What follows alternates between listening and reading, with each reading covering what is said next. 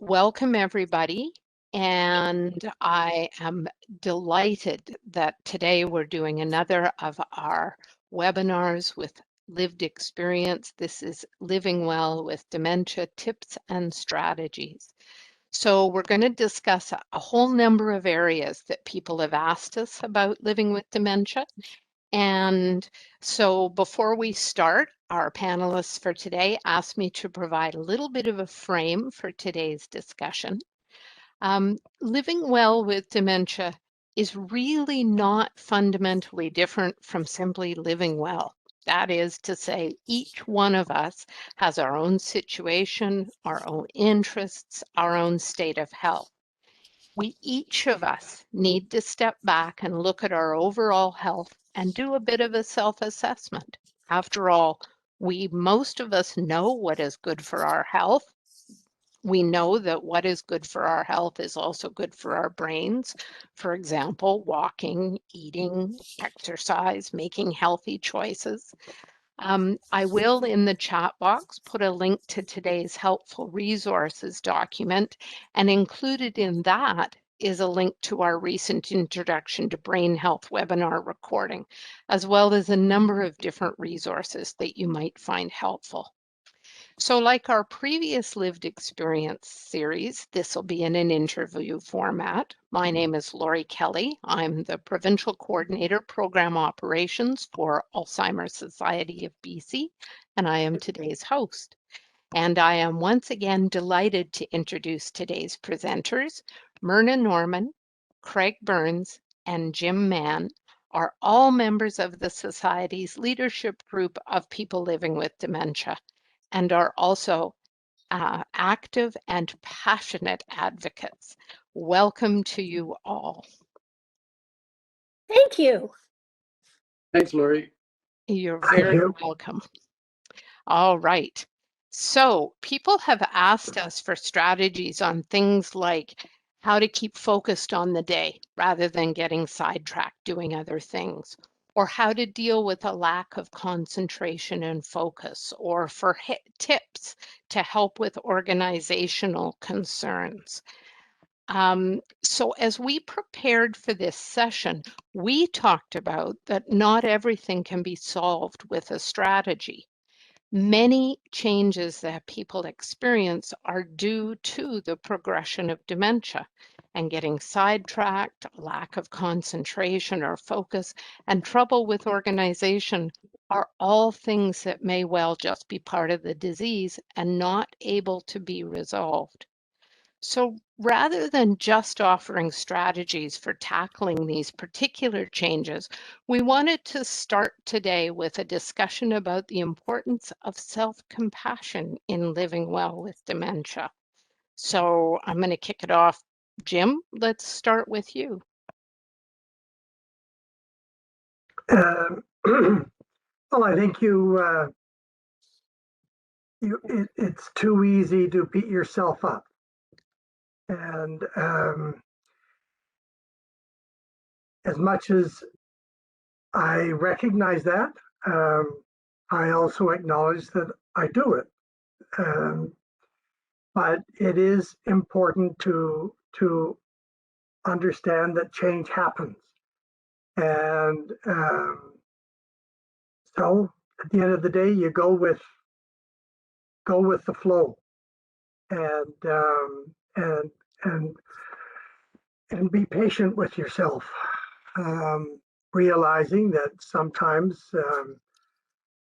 if you're supposed to put in 5 little spoons of coffee into your French press, sometimes you're going to have to put the coffee back in the container and start all over again, because you can't even do 5 scoops. So I think it's just important to reflect that, stand back and take a breath when you realize that you've misplaced something or something hasn't gone the way it should.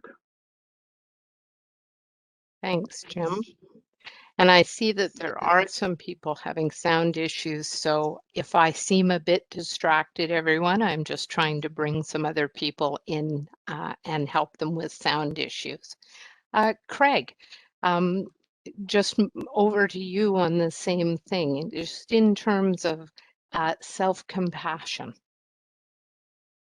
Well, Laurie, as adults, we've been around a while and we've been taught all our lives to be responsible for yourself, do your very best. And, we're allowed to make mistakes. When we have dementia, it becomes a bit of a different story because we seem to like to beat ourselves up. Just as Jim was saying, and one of the things I try to with myself is to be honest with you, be honest with myself in terms of I don't need to prove myself. Who am I trying to prove myself to? In our careers, we get assessed as far as how well we're doing in our job, and we carry that over into maybe retirement, and then, hey, I can't do this anymore. Well, we mentally beat ourselves up.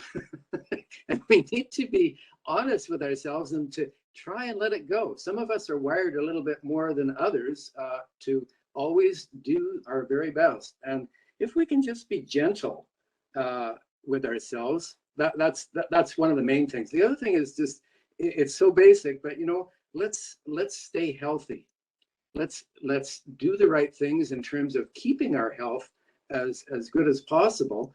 And that is a way of being compassionate to ourselves, to not have to strive to meet someone's expectations.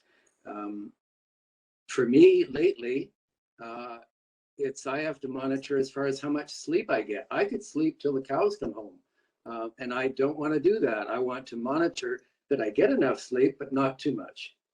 That would be my kind of summarize for that, Laurie. Great, thanks. And Myrna, same to you. Oh, for sure. And, to develop a sense of humor is the best way, I think, that we can go ahead and deal with all these frustrations. I'm on a number of committees, and sometimes I will write down the name of and I'll have a Zoom meeting, and I might write down the name of the person putting on the meeting, but not where it is, how it is, and what day. And so I look at that and I go, well, and so I use the committee of jerks in my head explains to me that I shouldn't have done it that way. But you know what? We can only do as well as we can do.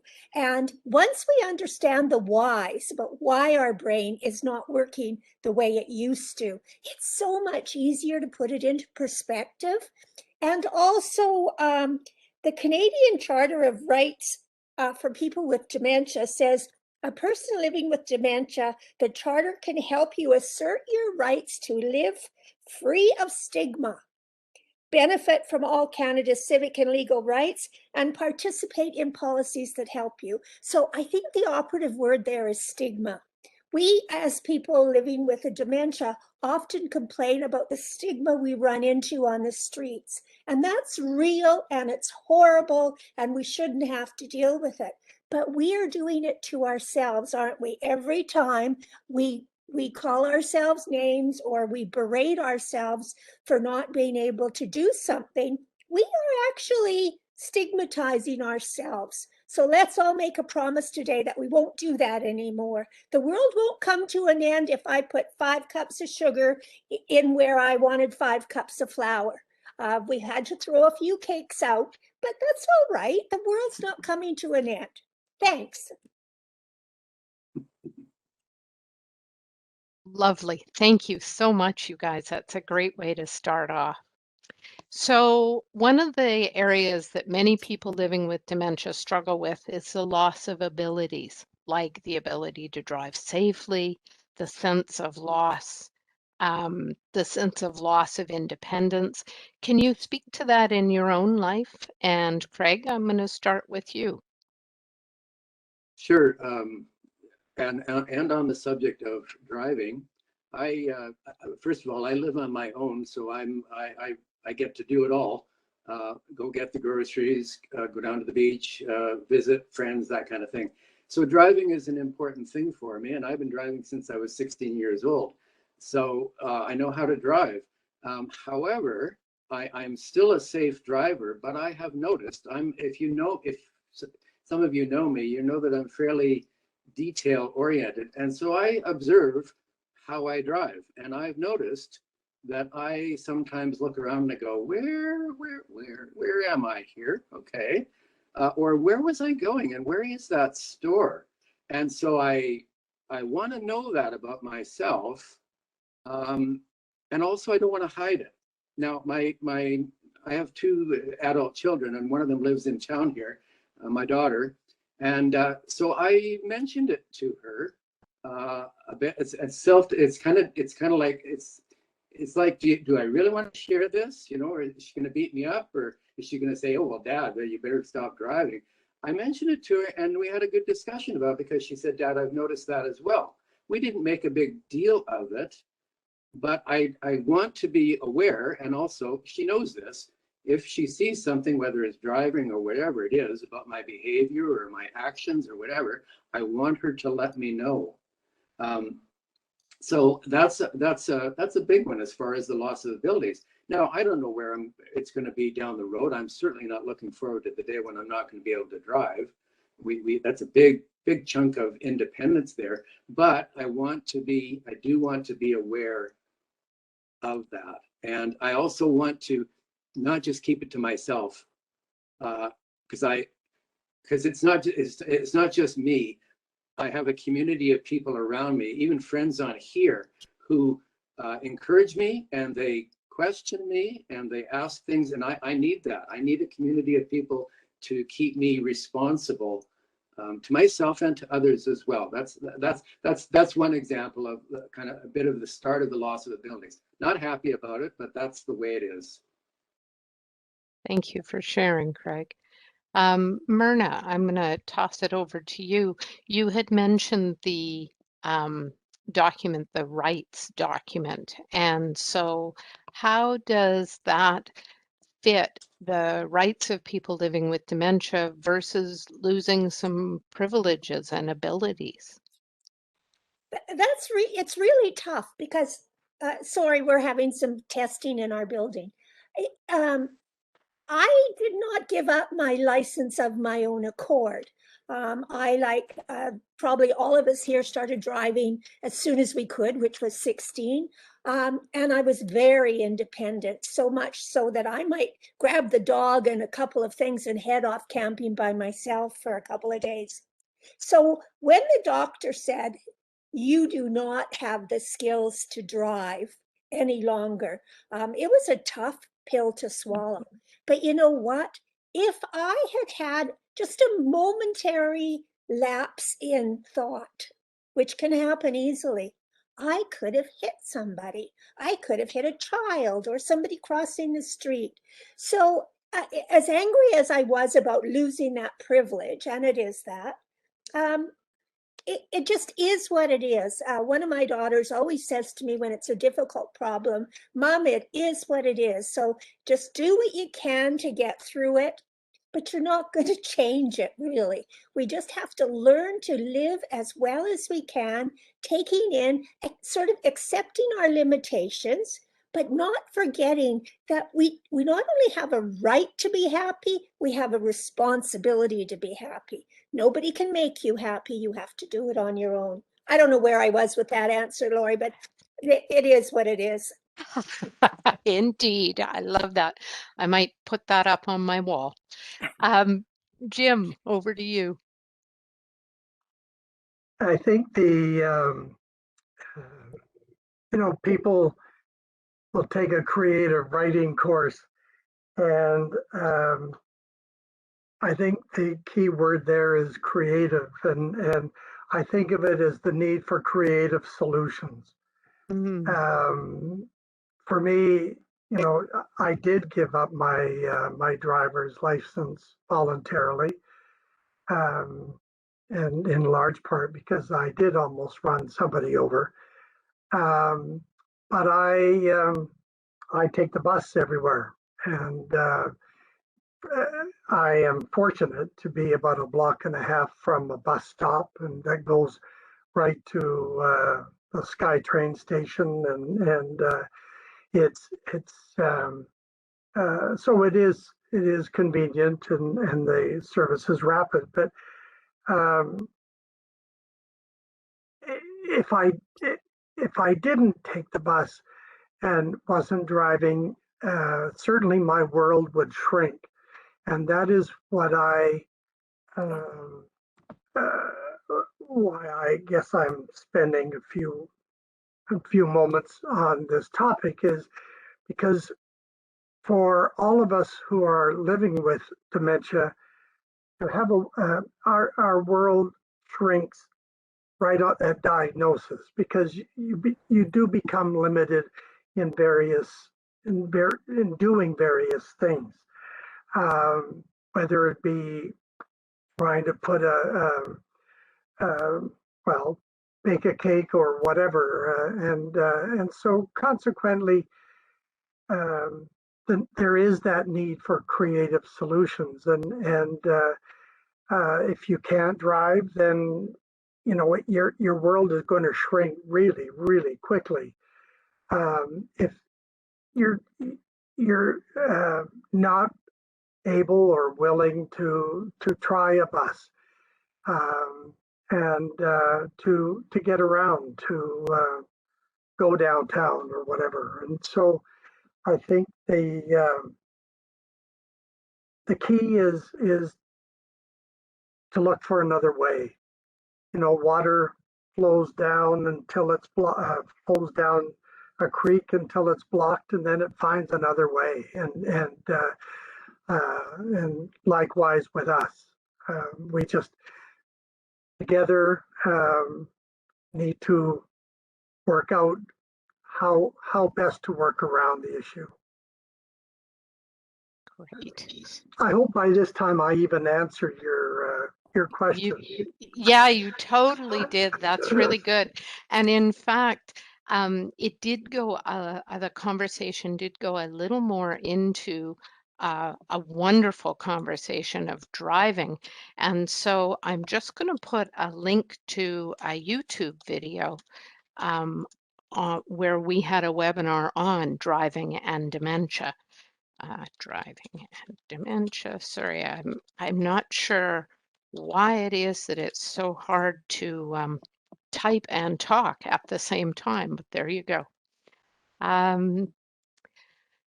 That actually flows really well into our next topic, where do you guys, people have asked us a lot, so do you have any suggestions for times when your emotions are in control? Whether that be rage or grief, sadness, resentment, or frustration.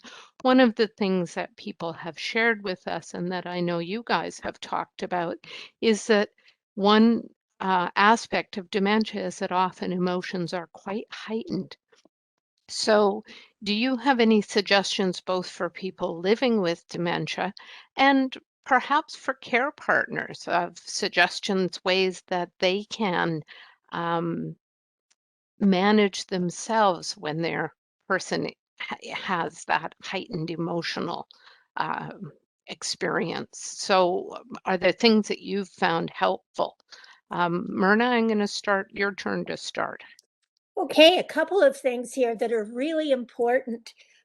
When my journey began about 12 or 13 years ago, I was having a lot of rages. I would get so angry, and my husband would say, "What's wrong?" And I'd say, "Nothing, but I don't want to see you." And what I learned to do was to go into the bedroom and shut the door. And then I would either listen to music or have a nap, and sort of let that kind of work through. And a couple of hours later, I would be fine. I always afterwards explained to my husband that I really didn't know why I was raging, and why I was using some more than inappropriate language. It just was what it was. And somehow, since that time, sort of about the last 8 to 10 years, I haven't had the sort of angry rages anymore. I still have the occasional, maybe twice a year, of very, very down times where I sort of wallow in a little bit of self-pity. But I have learned with that also just to let it happen. Don't allow it to go on for too long, but just let it happen, because I kind of equate it to a baby. If they miss crawling, they're going to go back and crawl. If I don't let my mind and my body deal with my sadness, it's just going to stay there. So that's how I've learned to cope with it. And it seems to be working really well. The most important thing, I think, for me has been people have taught me that I can be creative. And that's been the best thing in the world for me. I've written a book, I've done paintings, I've done a mask, all these wondrous things. You guys may not like them, but I think they're just wonderful. Thank you very much. So there are ways to ease around that. I hope I answered that a bit. That's great. Jim, what about you? So any suggestions for times for people living with dementia or care partners when emotions are in control? I think for me, it's just a matter of step back and take a breath. Um, um, I think I've been fortunate not to have many of the instances of rage, but certainly I've had many, especially in my office, many frustrations that have been really,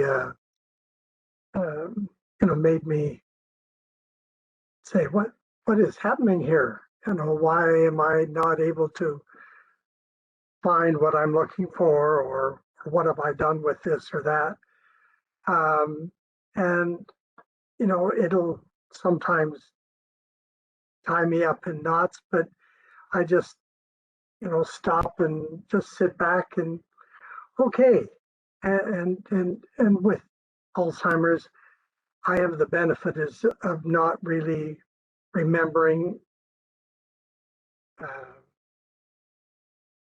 or it can, sort of leave my mind in a short while anyway. So I just sort of shrug my shoulders, and I know I'll get over it. I just, I cannot let it take over. And so far I've just been able to, okay, let's stop and keep breathing. Thank you. Craig? Thanks, Laurie. You mentioned, as you introduced the question, as to whether for a person with dementia or also a care partner. So I'd like to provide my answer in two ways. First of all, my mother had dementia, and I was her buck stop. I was her care partner. So I learned a great deal about dementia from my mom. My mom was a gentle person. She lived to be 90 years of age. Her emotions were expressed in sadness, loneliness, tears, and not outbursts, but just a bit of a, what do we call it, a breakdown, kind of like inability to function well. So I don't know if I learned to, but I worked that through with her to be her support and to understand her as the dementia continued to develop. For me, to be quite honest, because I live on my own, I deal these days with loneliness. I deal with my emotions in terms of, sure, there's lots of people around me, but sometimes I feel like I'm the only person. I'm the only person here. I can surround myself with people, and that's great, you know, and I'm social and all that, but my emotions go into the tank when I feel lonely and just feel like, what's the point? Why do I want to do why should I be wanting to do anything? The other part of the emotions is when the inability to remember. I know we all deal with that. My emotions get me at that when I get so frustrated when I can't remember what I used to know. And I don't want this to be a downer. I just want it to be a reality those are the things that I deal with.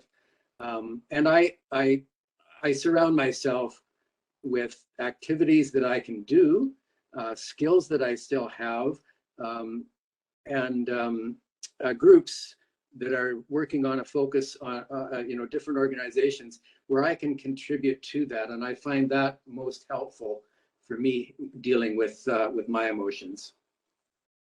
Fabulous. Thank you so much for sharing that.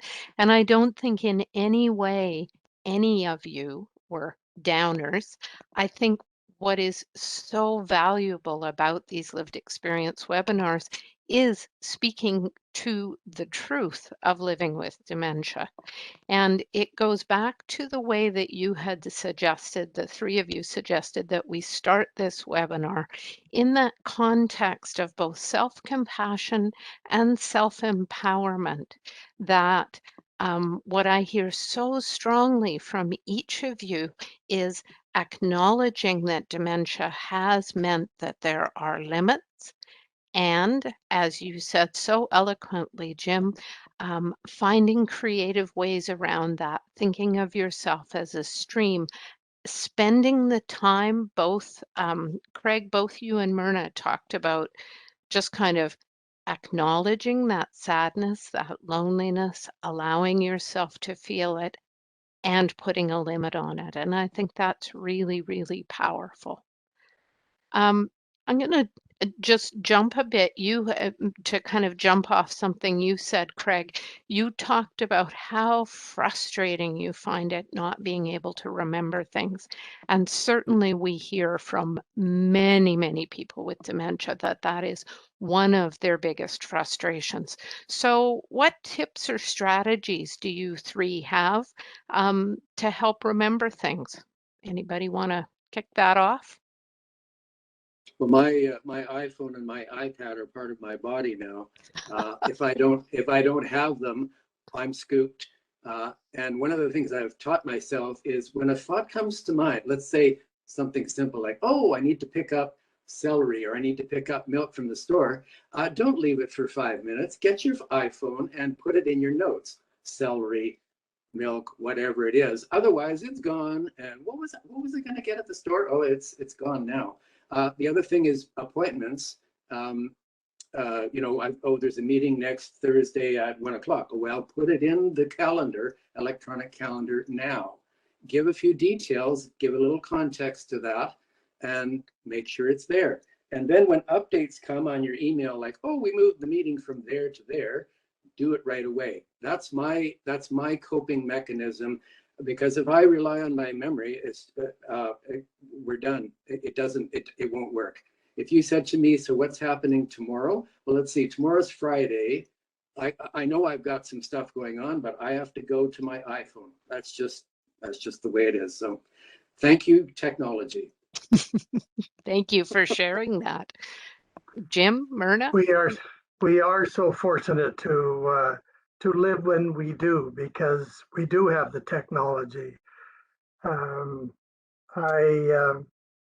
chuckled when Craig talked about the use of notes when he has an idea or to put an item on the grocery list. He puts it in his note app or whatever it is on the phone. I once thought, oh, that's good for me. You know, I'll use the note, and so I think I put in one, maybe a maximum of another. And I found that fine, I can put it there, but I had no memory of putting it there, and so therefore wouldn't refer to it again. So one day when I was going through and, oh, what's here, reminding myself what's on the phone or the iPad, there was notes, and I looked at a note I had written, oh, I don't know, a month or two before, and that had no longer any relevance. So I ignore that part of the iPad. I use paper a lot, and I hope there are really no environmentalists on this call, because I do knock down a lot of trees in my use of paper, but it's the only way I can really function. So but I use my calendar function, and I use the alarm function. I wish the alarm would allow a lot more alarms than just two. I'd like one a week before and the day before, and you name it before, but even sometimes after would be a good thing to remind me what I needed to do. Um, and and I now, Lori, have no idea what question I was responding to, but hopefully this has been helpful. It has. It has. It was, what do you use to remember things? And so that's exactly it. The notes, the reminders. That's great. Thank you And for also, sharing. I will add that's the other way the other tool I use for remembering is just simply to ask again, what was it you had asked? So, Uh, it goes back again and again. You guys are bringing us back to stigma, because it's that ability to simply say, I have dementia. I don't remember what you said. Um, that is also a way of fighting stigma. that's So right. yeah. Yeah. Myrna, tips or strategies, is memory an issue for you? And what tips or strategies have you found helpful?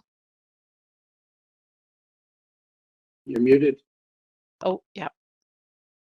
Oh, I love your mug, Jim. Yeah, isn't it cute? I'm not very technical. I can use Facebook and I can use Zoom because I attend a lot of meetings, and I managed to get into this one today. But I'm a paper person and a printer person. So I've had all these elaborate plans. I have calendars, the ones with the blackboard that you can rub it off. I have two of those side by side. I have a board to put my notices up so I remember that they're right there. I have desk calendars in 3 separate places of my house.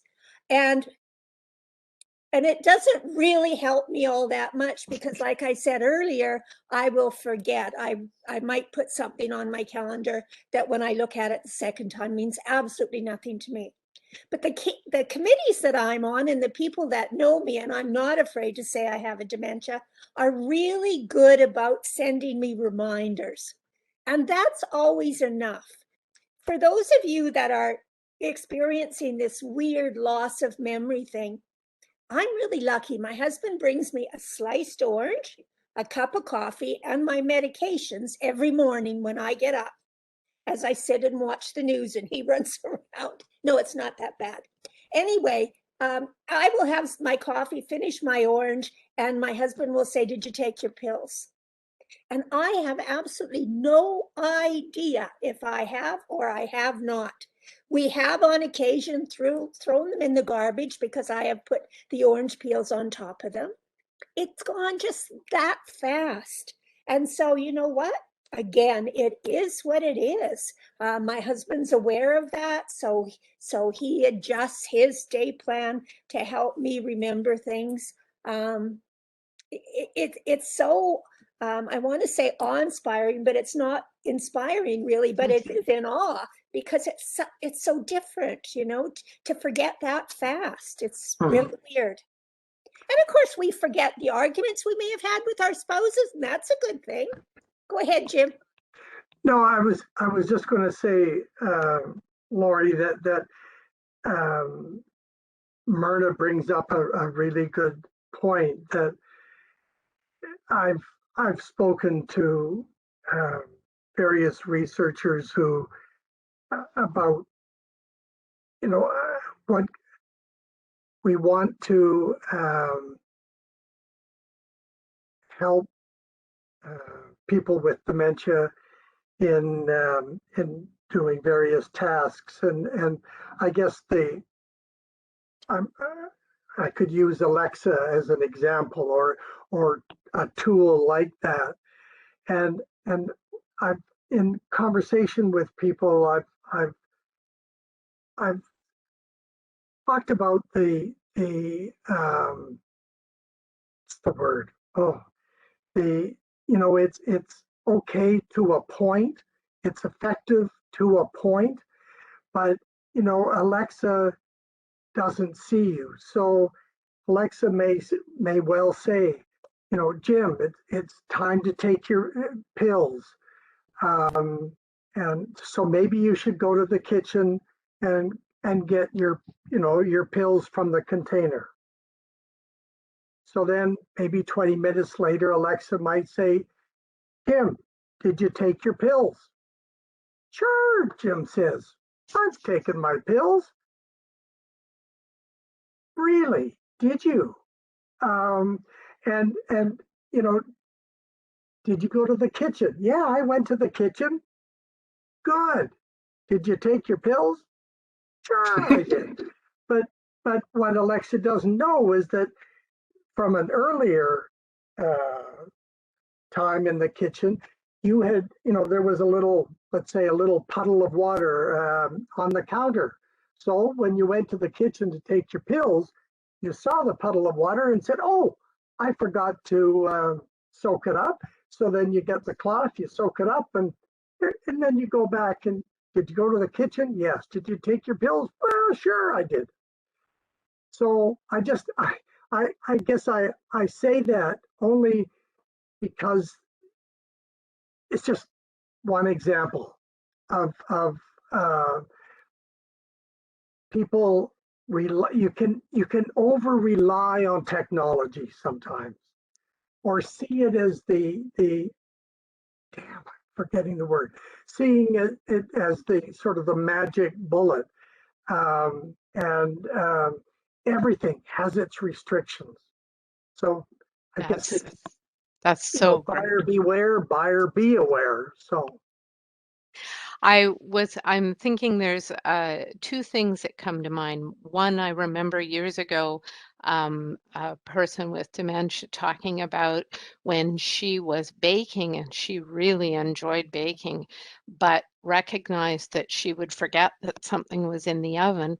And for her, there was a particular place that was just in the hallway that was absolutely the thoroughfare. And so she learned that when she put something in the oven, as well as putting the timer on, she would put an oven mitt in the middle of the hallway. Or same if she had something on the stove, so that she wouldn't forget, or that more likely she would forget, but she would see the oven mitt and not so much remember that she had something in the oven, but at least it would trigger for her, there's something going on in the kitchen. I need to go look. And so those kinds of practical things. If you're in the kitchen working on something, putting a physical barrier, like putting a chair in the way so that you can't easily get out of the kitchen, you have to move the chair. Though I understand sometimes, as it happens with all of us, we can simply think, oh, what is this chair doing here? Move it out of the way. that's what I did. So let's talk about the role of routine and familiarity in living as successfully as possible with dementia. It's something that all three of you have mentioned to me about how important routine is. So, Craig, I'm going to start with you. Okay. Well, I am a person of routine. I thrive on it, and I do best in routine, especially with my dementia. I do well with routine. Now, what has happened lately is that I decided as the dementia was progressing along, and I've lived in Kelowna for a long time, I was looking at different places where I would need to move for the future to prepare for further developments with the dementia, if we'll call it that way. So anyways, where I'm going with this is that I moved on May the 31st. I sold my place. I lived in it for 17 years. It's the longest I've lived anywhere. And I'm not really a pack rat, but it was quite the task. And I've now moved into a place that is has three components to it. It has independent living, assisted living, and a separate building of complex care. And my friends and different ones that I've talked to say, oh, this is what's going on, blah, blah, blah, blah, blah. And they go, well, why are you moving there now? And I've said, well, I'm going ahead of the curve. I don't know what the expression is. I'm going ahead of the curve. I'm preparing the way. My kids are well equipped to assist me and all that, but I'm doing something for them and for me so that I can do that. Now, where I'm going with that is that that's been an interesting deal, and here I am in my new place, and I'm still all in one piece. It's been a ton of work. Who wants to move? It's not a lot of fun. However, my routine went out the window for about 2 or 3 weeks. Well, that threw me off. That really threw me off. So now I'm getting into a new routine. I'm in a new place. So there's different things where I park and, underground parking, and the grocery store is down there, and all these different things. And where am I going to put this? And I got too many boxes and all that stuff. so my mental state has been in flux.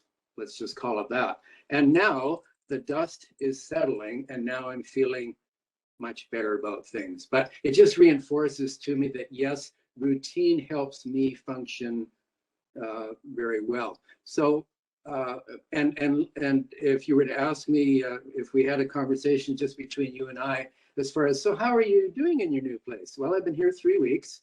I'm probably on the younger end of individuals who live here, which is fine. I enjoy older people than myself. It's just taking me time to adjust, make some new friends. They're all very welcoming and very friendly, but it's going to take me some time to adjust and get my routine and a new routine in place. So that's where that's at with me, Lori. That's the best example I can think of right now.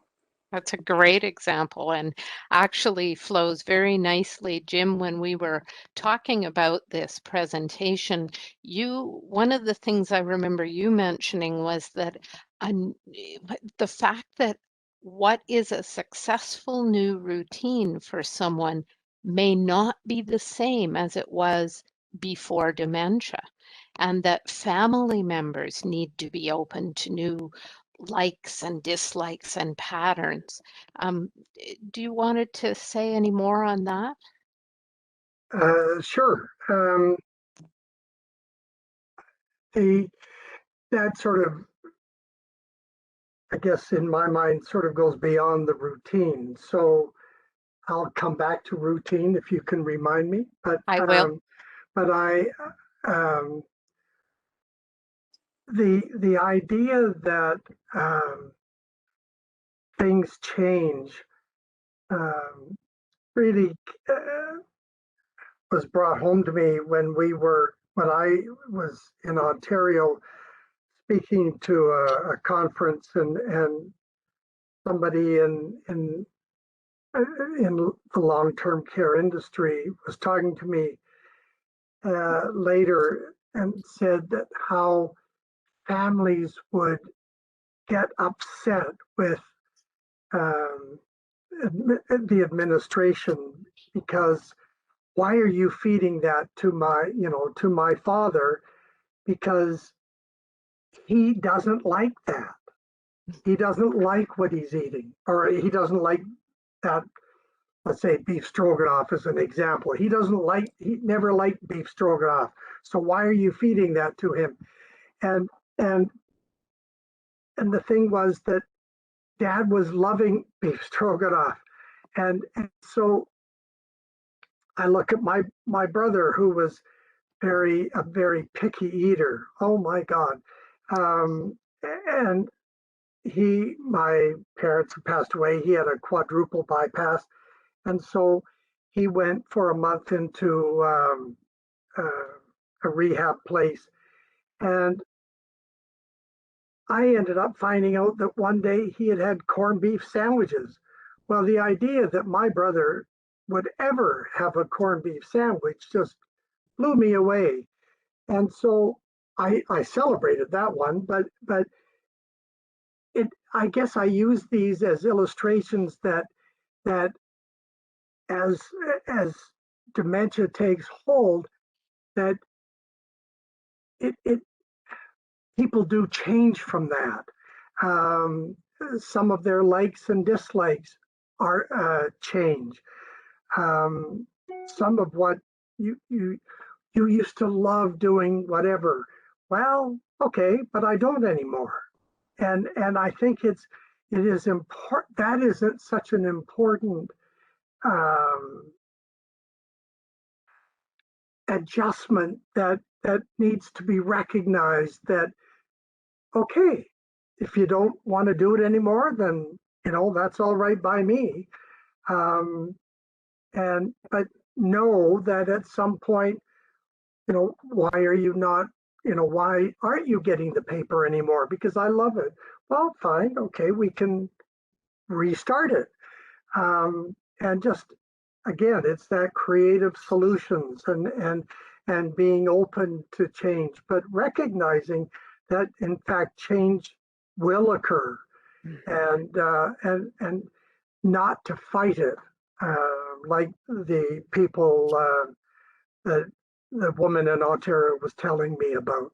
I think that is an important point, and I appreciate your reminding me of that, Lori.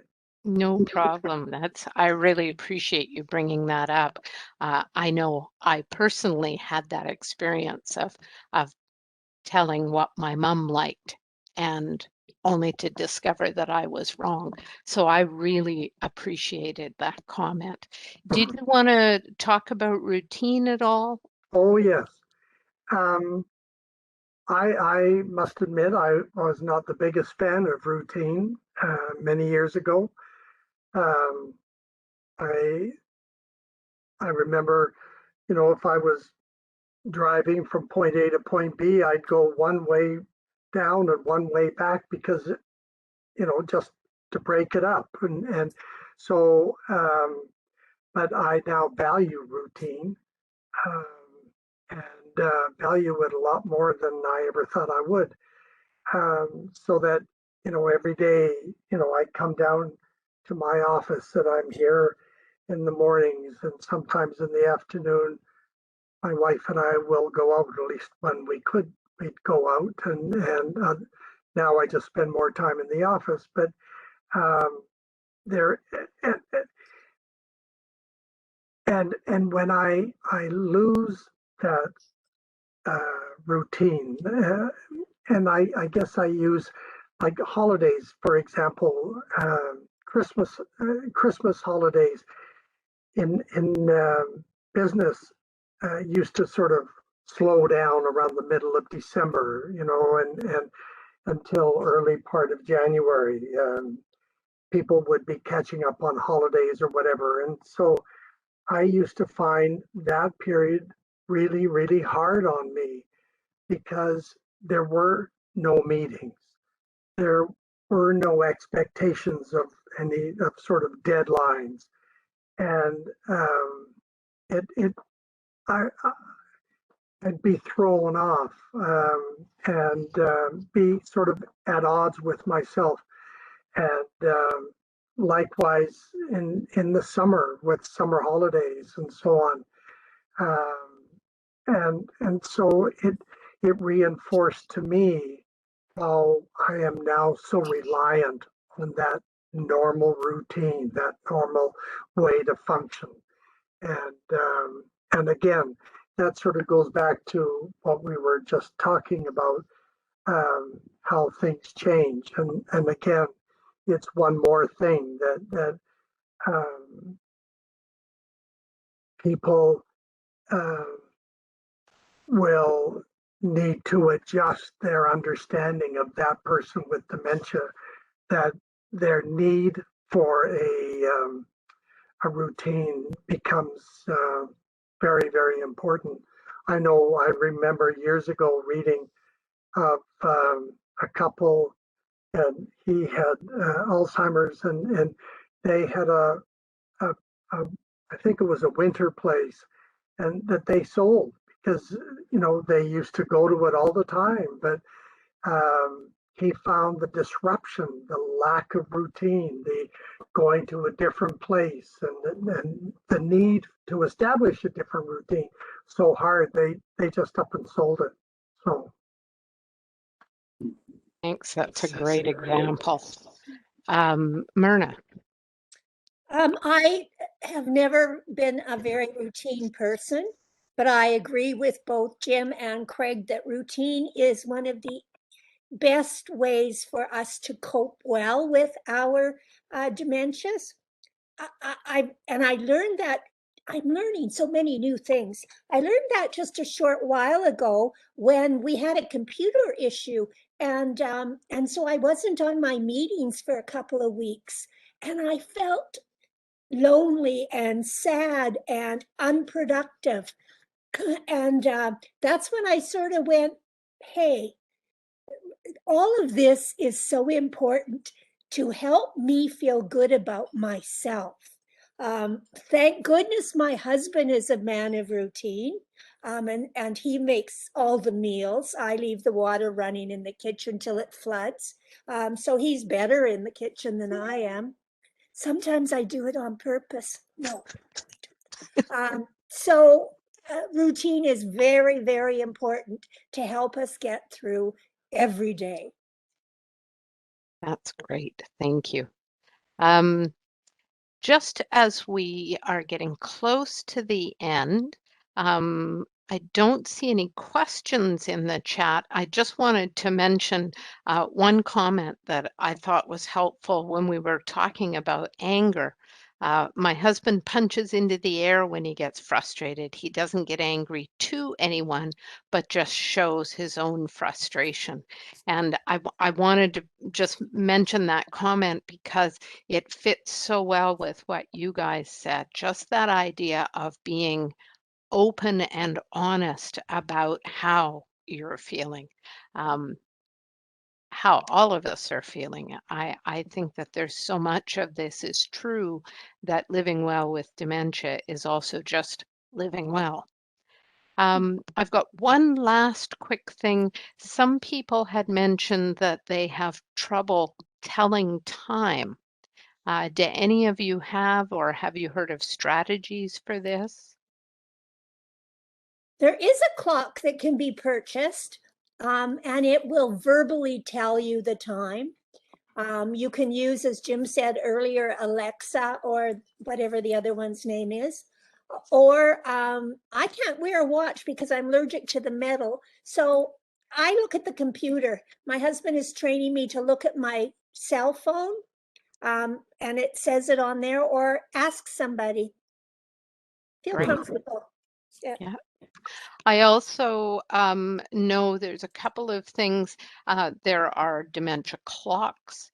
I found that they can be quite expensive to purchase, and I wasn't sure that it would work. So I found that there were a number of apps that I could use on a small tablet. And so I tried a few different apps that worked for my mom, and they were ones that I could access remotely. So that can be very useful. I also know that there are people who have shared that they lose the ability to tell time digitally, but it's been recommended that they switch to an analog clock, and people have shared that that has, at least temporarily, allowed them to tell time again. So again, it goes back to what you said, Jim, creative solutions. And I have a watch that has both analog and digital. Ah, neat. Oh, that's It's I actually don't know whether they make it anymore, but it's I got it at Roots, because there are times when I don't understand, or I can't interpret digital time, or so then I need the analog, and then there are other times when it's the opposite. I can't interpret the analog and need the digital. So for me, having a clock that is one or the other, would I would not want. I would want one that would be about would provide both options. That's great. I So had not heard of that. I really like that option. Myrna's passing along some questions that she's been receiving. So, how can I help? And what can my community do to help? Do you want to speak to that, you guys? if I may. yeah, Alzheimer's Society of BC has initiated a Alzheimer's Lori, help, community task force. The leadership group? No, the group that helps your city become more dementia friendly. Oh, Dementia-friendly community. communities. Yes. Right. That was a good example of how we forget things right like that. Exactly. And those things are helping. In our community, we're doing things like making sure our sidewalks are wide enough for people on scooters to go where they need to go. And I think you'll find in most cities now, there are regulations that the sidewalks need to be much wider than they used to be. And in some of our downtowns, our older downtowns, posts for lights, etc., are sometimes in the middle of the sidewalk. So there's not enough room for us to weave in and out when we're on a scooter. All kinds of things like that, like having signage at eye level. How many times have you gone somewhere and you're looking for the sign that says restroom, and you look all over and then you ask somebody and they go, it's right there, but it's at the top of the building. Well, many of us don't look up either because of a sore neck or whatever. So putting signs down at eye level. Also increasing parking times for handicapped spaces. Most of them are an hour. You know, when you go into the clinic and you think you're going to be 25 minutes, you end up being an hour and 25 minutes, and you could very well have a ticket. So those are being extended to 2-hour parking.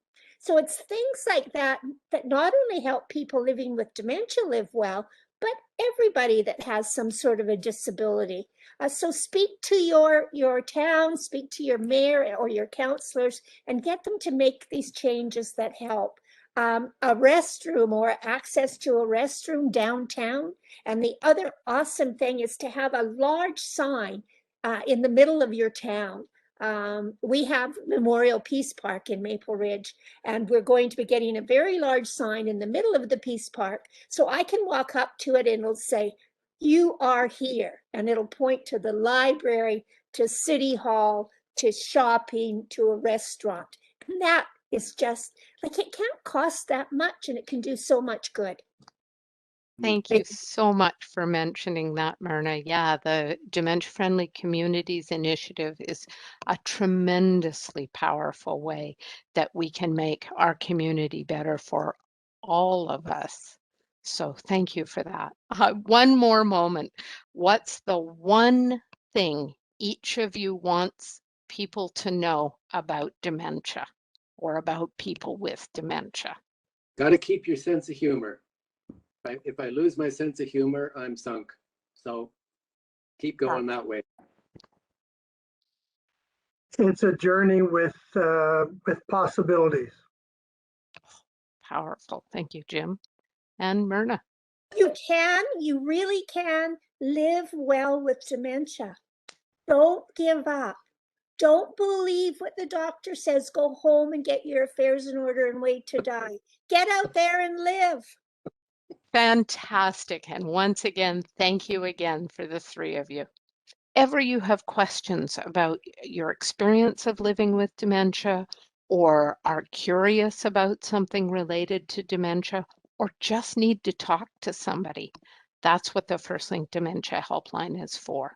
It's available Monday to Friday at 9 a.m. to 8 p.m. And the number is 1-800-936-6033. So I'm going to wrap things up for today. Thank you so much, all of you, again, for just an excellent discussion. Really, really enjoyed it as always, and I so appreciate your honesty. I see lots of claps and thumbs up and thanks in the chat box. So thank you all very, very much.